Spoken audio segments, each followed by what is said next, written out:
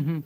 So sir, kahit na walang 13, majority na itong kampo ni Win dahil may 12 sila, ang kampo ni Senator Alan, lumilitaw technically 10 na lang po sila.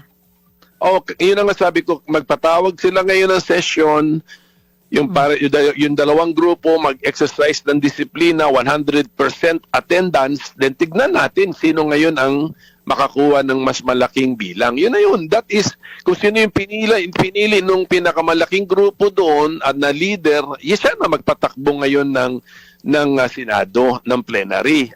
Presiding officer siya kasi siya ang pinili ng nakararami. Hindi naman pwedeng, di ba? Hindi pwedeng i-impose ng isa na ako na forever ang inyong magpe-preside pero kasi ganito kasi sa practical na pagtingin niyan na sa Eli, mga kababayan sa isang collegial body katulad ng Senado na mayroong mga formal rules yan, parliamentary procedure, parating yung ruling nung kanilang presiding officer pwede yang i-appeal ng isang miyembro dahil halos pantay lang naman tayo presiding officer. Sasabihin niya, ikaw lang ang pinili na taga-preside pero pagdating sa bigat ng boto natin, pantay lang tayo Yung ruling mo, yung ruling, I will appeal it to the body. Sabihin niya, ipasa sa kapulungan. O ngayon, magbibilangan, parating magbibilangan, parating kang nare-reverse. Kasi nga, hindi mo hawak yung majority, parati kang nare-reverse. Di always pagkatapos mag-ruling ni Alan Peter Cayetano, parating may tatayo, I appeal the ruling of the chair. So, okay, pasa sa ulit sa body, di 12 score. Kunyari, 100% attendance sila. Parehong grupo, 100% attendance. Let us say si Jingo hindi maka-attend at saka si Senator Bato ayaw mag-attend. So 12-10.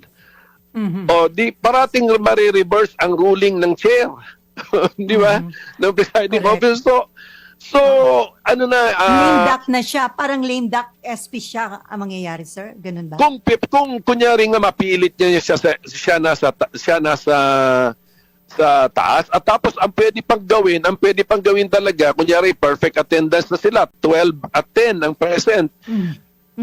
Pwede nga ulitin yung motion to declare all seats vacant. Sa harap niya gagawin sige, objection, yung grupo niya mag-object. Okay, objection, sige, boto, 12-10. Di all seats vacant. Di talagang totoong all seats vacant na. This time, mangyayari na sa harap niya. Pero kung 12-10, kasi yung nasa rules ba talaga, sir, malinaw, dapat 13? O sa sitwasyon ngayon, pwede na yung 12 para makuha nila yung leadership? Presiding officer, para makuha ang presiding officer. Pero to get the official title ng posisyon na Senate President, kailangan 13 kasi ang bakit ba tanggap ng lahat na 13 sa to become Senate President? Kasi 24 yung senators natin, nabuhay pa naman silang lahat. So ang bilang pa rin 24, at sabi ng konstitusyon, ito konstitusyon ang pinag-uusapan, majority of all the members of the Senate. So kahit wag na natin tignan kung saan sila, kung nasaan sila, kung nakakulong ba o ano, basta ilan ang members ng Senado? 24. So, ano ang majority of all the members of the Senate? Ano yung sabihin ng majority? Ano bang bilang ng mga tao? Kaya walang mga fraction dito kasi tao pinag-uusapan natin, di ba? Tao. So, kailangan whole number ito. Anong bilang ng tao sa 24 na masasabi mong sila na yung pinakamalaking grupo diyan sa 24? So, 13, di ba? 13 katao sa 24. So, yun yung pang-elect ng Senate President. Pero pagdating naman sa to do business, para magtrabaho na. Ang sabi naman ng Constitution, majority of the members, hindi niya sinabing all the members. So, ibig sabihin nun, parang kaya yung interpretation dun sa lumang kaso, 1949 case ng Abilino versus Cuenco, it makes sense. Meron siyang sense kasi bakit yung wording iniba? Bakit ba ang wording iniba? Yung isa all the members. Mas stricto 'yon. Yung isa of the members. Majority, yung isa, majority of all the members, yung isa, majority of the members. Ibig sabihin nun, mas stricto yung una.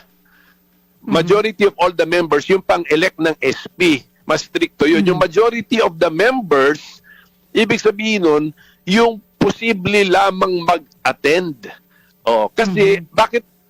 Kasi yung pangalawa, yung majority of the members, in order to do business, ibig sabihin nun, para magtrabaho sila. O kasi nga naman, ibig sabihin nun, ang konstitusyon nagtayo ng isang body, constitutional body na Senado. Tapos papayagin natin na yung ayaw magtrabaho, mapipigilan niya magtrabaho ang Senado kahit na mas nakararami ang gusto magtrabaho. Gustong magtrabaho. Pwede ba yun?